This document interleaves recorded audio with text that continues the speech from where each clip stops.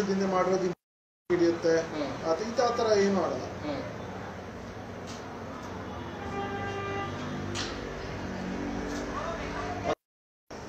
ಅಥವಾ ಒಂದ್ ಕಡೆ ಇದ್ರೆ ಇರುತ್ತೆ.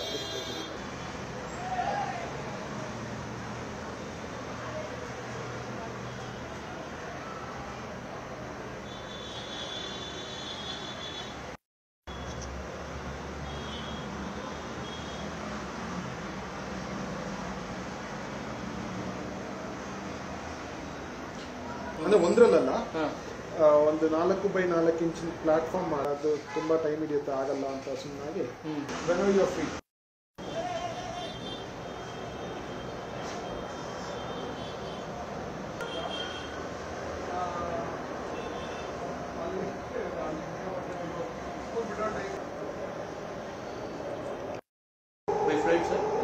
ಹೌದು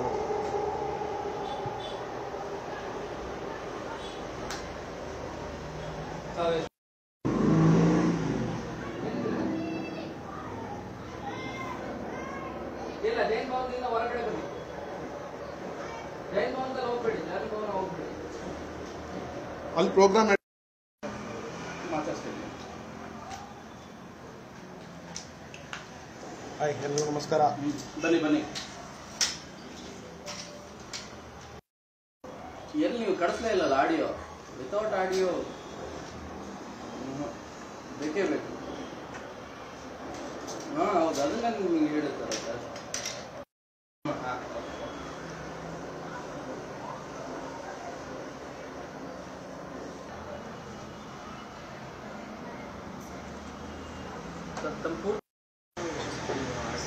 ಇಲ್ಲ, ಸಿಸ್ಕೋಲ್ ಸಾಫ್ಟ್ವೇರ್ ಇಂಜಿನಿಯರ್. ಇದು ಹವ್ಯಾಸ. ಬಂದ್ರ ಅಲ್ಲಿ ಅಯೋಧ್ಯೆ ಟ್ರಸ್ಟ್ಗೆ ಹೋಗಿ ತಲುಪುತ್ತೆ. ಅವರು ಪ್ರಾಣ ಪ್ರತಿಷ್ಠೆ ಮಾಡುವಂತ ಗಣ್ಯರಿಗೆ ಇದನ್ನು ಗಿಫ್ಟ್ ಕೊಡೋರಿದ್ದಾರೆ. ಅದು ಅವರು ಹೆಸರಿಸಿಲ್ಲ, ಬಟ್ ಪ್ರಾಣ ಪ್ರತಿಷ್ಠೆ ಮಾಡೋದು ಅಂದ್ರೆ ಮೋದಿಜಿಯವರು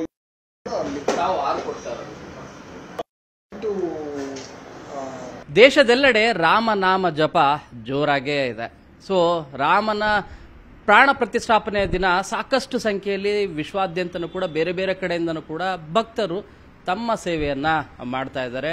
ಇಲ್ಲೊಬ್ಬ ಕನ್ನಡಿಗರು, ಬಹಳ ಪ್ರಸಿದ್ಧವಾದಂಥ ಕಲಾವಿದರು. ಆ ಕಲಾವಿದರು ಬರೀ ಅರ್ಧ ಇಂಚು ಅಂದ್ರೆ 1/4 ಇಂಚ್ ಇದರಲ್ಲಿ ನಿಮಗೆ ಇಲ್ಲಿರುವಂಥ ಕಲಾಕೃತಿ ನೋಡಿದ್ರೆ ನಿಮಗೆ ನಿಜವಾಗ್ಲೂ ಕೂಡ ಮೈ ರೋಮಾಂಚನ ಆಗುತ್ತೆ. ಯಾಕಂದ್ರೆ ಇರುವಂಥ ಕಲಾಕೃತಿ ನಿಮಗೆ ಚಾಕ್ ಪೀಸ್ ನೋಡಿದಿರಿ, ಅದರಲ್ಲಿರುವಂಥ ಅರ್ಧ ಇಂಚ್ ಅಥವಾ 1/4 ಇಂಚಲ್ಲಿ ಶ್ರೀರಾಮ ಲಲ್ಲಾ ಅವರು ಪವಣಿಸ್ತಾ ಇದ್ದಾರೆ. ಸೊ ಆ ರೀತಿಯಾದಂತಹ ದೃಶ್ಯ ಏನಿದು, ಈ ರೀತಿಯಾದಂಥ ಚಿತ್ರಗಳನ್ನು ಬಿಡಿಸೋದು ಅಷ್ಟು ಸುಲಭೇನೂ ಅಲ್ಲ. ಕನಿಷ್ಠ ಒಂದು ಕಲಾಕೃತಿ ಮಾಡಲಿಕ್ಕೆ 10 ರಿಂದ 12 ಗಂಟೆಗಳ ಕಾಲ ಬೇಕಾಗುತ್ತೆ. ಈ ರೀತಿಯಾಗಿ ಒಟ್ಟು 6 ಕಲಾಕೃತಿಗಳನ್ನು ರಾಮಲಲ್ಲಾ ಟ್ರಸ್ಟ್ ಏನಿದೆ, ಅಲ್ಲೇನು ರಾಮ ಮಂದಿರ ಟ್ರಸ್ಟ್ ಏನಿದೆ ಆ ಟ್ರಸ್ಟ್ಗೆ ಕೊಡ್ತಾ ಇದ್ದಾರೆ. ಇವುಗಳನ್ನೆಲ್ಲವನ್ನು ಕೂಡ ಯಾರು ಪ್ರಾಣ ಪ್ರತಿಷ್ಠಾಪನೆ ದಿನ ಇರುತ್ತೆ ಅವತ್ತು ಬಂದಂಥ ಗಣ್ಯರಿಗೆ ಇವುಗಳನ್ನು ಕೊಡುಗೆಯಾಗಿ ಕೊಡಲಿದ್ದಾರೆ ಅನ್ನೋಂಥ ಮಾಹಿತಿ ಲಭ್ಯ ಆಗಿದೆ. ಬಟ್ ನಿಜವಾಗ್ಲೂ ಕೂಡ ಇದು ಹೆಮ್ಮೆಯ ವಿಚಾರ. ಕಲಾವಿದರನ್ನೇ ಮಾತಾಡ್ಸೋಣ ಏನು ಹೇಳ್ತಾರೆ ಅಂತೇಳಿ. ಸರ್, ತಾವು ಈ ಹಿಂದೆನೂ ಕೂಡ ಪ್ರಧಾನಿಯವರಿಗೆ ಕಲಾಕೃತಿ ಕೊಟ್ಟಿದ್ರಿ ಯೋಗ ಸಂಬಂಧಿಸಿದಂತೆ. ಸೊ ಈ ಪ್ರಸಂಗ ನಿಮಗೆ ಹೇಗೆ ಅನಿಸ್ತು? ನಿಮಗೆ ನೀವು ಹೇಳಿದಾಗೆ ಇಡೀ ಭಾರತ ಹಾಗೂ ವಿಶ್ವದಲ್ಲಿರೋ ಎಲ್ಲ ಹಿಂದೂಗಳು ಎದುರು ನೋಡ್ತಿರುವಂಥ ಒಂದು ಐತಿಹಾಸಿಕ ಸಮಾರಂಭ 22ಕ್ಕೆ. ಆ ದಿನ ನಡೆಯುವಂಥ ರಾಮಲಲ್ಲನ ಪ್ರಾಣ ಪ್ರತಿಷ್ಠೆಗೋಸ್ಕರ ಏನಾದ್ರು ನಾನು ಅದರಲ್ಲಿ ಹೇಗೆ ಭಾಗಿಯಾಗ್ಬೋದು ಅಂತ ಯೋಚನೆ ಮಾಡಿದಾಗ ನನ್ನ ಕಲೆ ಮೂಲಕ ಏನಾದರೂ ನಾನು ಯೂಶಲಿ ಅಕೇಶನ್ಗೆ, ಹಬ್ಬ ಹರಿದಿನಗಳು ಅಥವಾ ಇನ್ನೊಂದು ಏನಾದರೂ ಅಕೇಶನ್ ಇದೆ ಅಂತಂದರೆ ಅದಕ್ಕೆ ತಕ್ಕಂಗೆ ಏನಾದರೂ ಒಂದು ಚಾಕೃತಿ ಅಂದರೆ ಚಾಕಲ್ಲಿ ಮಾಡಿರುವಂಥ ಆಕೃತಿ. ಸೊ ಅದು ನಾನೇ ಅದಕ್ಕೆ ಹೆಸರಿಟ್ಟಿರೋದು. ಆ ಥರ ಕೆತ್ತನೆ ಮಾಡ್ತಿರ್ತೇನೆ. 22ಕ್ಕೆ ಏನು ಮಾಡ್ಬೋದು ಅಂತ ಯೋಚನೆ ಬಂದಾಗ ಮೊದಲು ರಾಮ ಮಂದಿರನೇ ಮಾಡೋದು ಅಂತ ಒಂದು ಯೋಚನೆ ಬಂತು. ಅದಕ್ಕೆ ತುಂಬಾ ಸಮಯ ಹಿಡಿಯುತ್ತೆ. ಇನ್ನೂ ಅದು ಕಂಪ್ಲೀಟ್ ಆಗೋದು, ಮುಖ್ಯ ರಾಮ ಮಂದಿರ ಕಂಪ್ಲೀಟ್ ಆಗೋದು ಇನ್ನೂ 1 ವರ್ಷ 2 ವರ್ಷ ಸಮಯ ಹಿಡಿಯುತ್ತೆ. ಆ ಟೈಮ್ಗೆ ಅದನ್ನು ಮಾಡೋಣ ಅಂತ ನಾನು ಆ ಯೋಜನೆನ ಕೈಬಿಟ್ಟು ರಾಮಲಲ್ಲಾ ಮೂರ್ತಿನೇ ಯಾಕೆ ಮಾಡಬಾರ್ದು, ಅದರ ಪ್ರತಿಷ್ಠಾಪನೆನೇ ಆಗ್ತಿರೋದ್ರಿಂದ ಅದನ್ನೇ ಮಾಡೋಣ ಅಂತ ಅಂದ್ಬಿಟ್ಟು ಯೋಜನೆ ಹಾಕ್ಕೊಂಡು ಟ್ರಸ್ಟ್ಗೆ ಇದರ ಅಂದರೆ ನಾನು ಹಿಂದೆ ಮಾಡಿರುವಂಥ ಹಲವು ಕಲಾಕೃತಿಗಳ ಫೋಟೋಗಳನ್ನ ಕಳಿಸಿದ್ದಾಯಿತು. ಅವರು ಅದನ್ನು ಸಂತೋಷ ನೋಡಿ ಖುಷಿಪಟ್ಟು ಒಪ್ಪಿ ಕಳಿಸ್ಕೊಡಿ ಅಂತಂದಾಗ ನಾನು 6 ರಾಮಲಲ್ಲನ ಮೂರ್ತಿಗಳನ್ನ ಮಾಡಿದ್ದೀನಿ ಚಾಕ್ ಪೀಸಲ್ಲಿ. 3/4 ಇಂಚು ಬರ್ಬೋದು ಅಂದಾಜು. ಅದು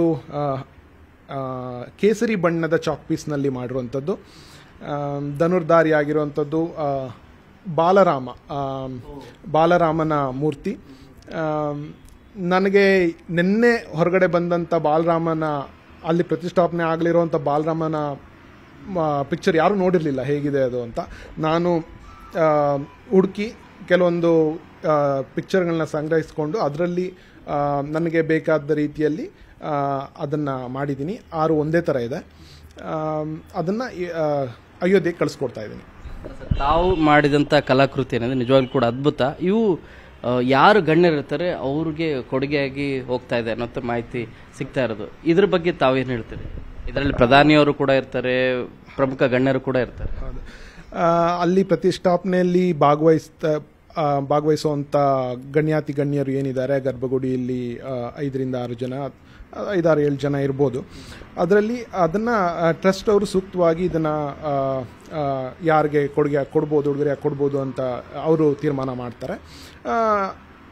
ಮೋದಿಜಿಯವರು ಇರ್ತಾರೆ, ಭಾಗವತ್ಜಿಯವರು, ಆನಂದಿಬೆನ್ ಪಟೇಲ್ ಅವರು, ನೃತ್ಯ ಗೋಪಾಲ್ ದಾಸ್ ಜಿ, ಯೋಗಿ ಆದಿತ್ಯನಾಥ್ ಜಿ ಮತ್ತು ಇನ್ನಿಬ್ಬರು ದಂಪತಿಗಳು ಅಲ್ಲಿ ಕೂತು ಪೂಜೆ ನೆರವೇರಿಸೋರಿದ್ದಾರೆ. ಅಲ್ಲಿ ಹಲವಾರು ಪಂಡಿತರು ಇರ್ತಾರೆ. ಸೊ ಹೀಗೆ ಅವರು ಅಲ್ಲಿ ಹೇಗೆ ಅನುಕೂಲ ಆಗುತ್ತೆ ಅದನ್ನು ಅಲ್ಲಿ ಉಡುಗೊರೆಯಾಗಿ ಕೊಡೋರಿದ್ದಾರೆ. ನಾನಂತೂ 5-6 ಮೂರ್ತಿಗಳನ್ನು ಅಲ್ಲಿಗೆ ಕಳಿಸ್ಕೊಡ್ತಾ ಇದ್ದೀನಿ. ನಾವು ಅಯೋಧ್ಯೆಗೆ ಯಾವಾಗ ಹೋಗ್ತೀರಿ? ಏನಾದರೂ ಆಹ್ವಾನ ಬಂದಿದೆಯಾ? ಆಹ್ವಾನ ಅಂತ ಏನು ಬಂದಿಲ್ಲ. ಖಂಡಿತ ಇದೆಲ್ಲ ಸಾರ್ವಜನಿಕ ಪ್ರವೇಶ ಯಾವಾಗ 23ರಿಂದನೇ ಸಿಗ್ತಾ ಇದೆ. ಇದೆಲ್ಲ ಒಂಚೂರು ಜನಸಂದಣಿ ಎಲ್ಲ ಕಮ್ಮಿ ಆಗೋದೊಂದು ಸದ್ಯಕ್ಕಂತೂ ಏನನ್ಸಲ್ಲ. ಬಟ್ ಸಮಯ ನೋಡಿಕೊಂಡು ಖಂಡಿತ ಅಲ್ಲಿ ಹೋಗಿ ಮೂರ್ತಿ ದರ್ಶನ ಮಾಡಲೇಬೇಕು. ಮುಂದೆ ಖಂಡಿತ ಹೋಗಿ. ಈ ಕಲಾಕೃತಿ ಅಪ್ರೋಚ್ ಯಾರು? ತಾವು ಏನಾದರೂ ಅವ್ರ ಗಮನಕ್ಕೆ ತಂದ್ರ ಅಥವಾ ಅವ್ರೇನಾದರೂ ತಮ್ಮ ಗಮನಕ್ಕೆ ತಂದು ಈ ರೀತಿ ಕಲಾಕೃತಿ ಮಾಡಿಕೊಡಿ ಅಂತ ಏನು ಕೇಳಿದ್ರು ಸರ್? ಇಲ್ಲ, ಇದು ನಾನೇ ಅವ್ರ ಗಮನಕ್ಕೆ ತಂದಿದ್ದು. ನಾನು ಇಲ್ಲಿವರೆಗೂ ಮಾಡಿರುವಂಥ ಕೆಲವು ಚಾಕೃತಿಗಳನ್ನ, ಪಿಕ್ಚರ್ಸ್ನ ಅವ್ರಿಗೆ ನನ್ನ ಪ್ರೊಫೈಲ್ ಸಮೇತ ಎಲ್ಲರೂ ಕಳಿಸ್ಕೊಟ್ಟಿದ್ದೆ. ಅವ್ರು ಅದು ನೋಡಿ ತುಂಬಾ ಇಷ್ಟಪಟ್ಟರು. ತಕ್ಷಣ ಓಕೆ ಮಾಡಿ ಅಂತ ಅಪ್ರೂವ್ ಮಾಡಿಬಿಟ್ರು. ನಾನು ಅಂದ್ಕೊಂಡಿದ್ದು ಇಂಥ ಒತ್ತಡದ ಮಧ್ಯೆ ಇನ್ನೊಂದು 20 ದಿನ ಇದೆ, 20 ದಿನದಲ್ಲಿ ಹೊಸ ಈ ಥರದ್ದೇನೋ ಒಂದು ಹೊಸ ಕಾರ್ಯಕ್ರಮ ಪಟ್ಟಿಗೆ ಆ್ಯಡ್ ಮಾಡ್ಕೋಬೇಕು ಅಂದರೆ ತುಂಬಾ ಡಿಸ್ಕಷನ್ ಆಗುತ್ತೆ, ಅದಾಗುತ್ತೆ, ಇದಾಗುತ್ತೆ. ಬಟ್ ಅವರು ನೋಡಿ ಖುಷಿಪಟ್ಟು ಕಳಿಸ್ಕೊಡಿ ಅಂತಂತಂದರು. ಅದೇ ಖುಷಿಯಲ್ಲಿ ಅದೇ ಒಂದು ಗೌರವ, ಇದು ಶ್ರೀರಾಮನ ಕೃಪೆನೇ ಅನ್ಬೋದು. ನಾನು ಯೋಜಿಸಿದ್ದು ಬರೀ ಮಾಡೋಣ ಅಂತ, ಆಮೇಲೆ ಇನ್ನೂ ಮತ್ತೊಂದು ಯೋಚನೆ ಬಂದು ಅವ್ರಿಗೆ ಕಾಂಟ್ಯಾಕ್ಟ್ ಮಾಡಿದ್ದು, ಅದು ಅಪ್ರೂವ್ ಆಗಿದ್ದು. ಇದೆಲ್ಲ ಭಗವಂತ ಶ್ರೀರಾಮನ ಕೃಪೆನೇ. ಇದಕ್ಕಿಂತ ಗೌರವ ನಾನು ಇನ್ನೇನು ಎಕ್ಸ್ಪೆಕ್ಟ್ ಮಾಡೋಕ್ಕೆ ಸಾಧ್ಯನೇ ಇರಲಿಲ್ಲ. ಧನ್ಯ ಅಷ್ಟೆ. ಇದು ಕಲಾವಿದರ ಕೈ ಚಳಕದಲ್ಲಿ ಬಂದಂಥ ಕಲಾಕೃತಿ. ಸೊ ಕಲಾವಿದರಾದಂಥ ಸಚಿನ್ ಸಂಗೆ ಅವರ ಮಾತು. ಬೆಂಗಳೂರಿಂದ ಕ್ಯಾಮರಾ ಪರ್ಸನ್ ಗುರುಶೇಖರ್ ಜೊತೆ ಶರಣು ಹಂಪಿ, ನ್ಯೂಸ್ 18. ಕನ್ನಡಿಗರ ಮೆಚ್ಚಿನ ನಿಮ್ಮ ನ್ಯೂಸ್ 18 ಕನ್ನಡ ಈಗ ವಾಟ್ಸ್ಆಪ್ನಲ್ಲಿಯೂ ಲಭ್ಯ.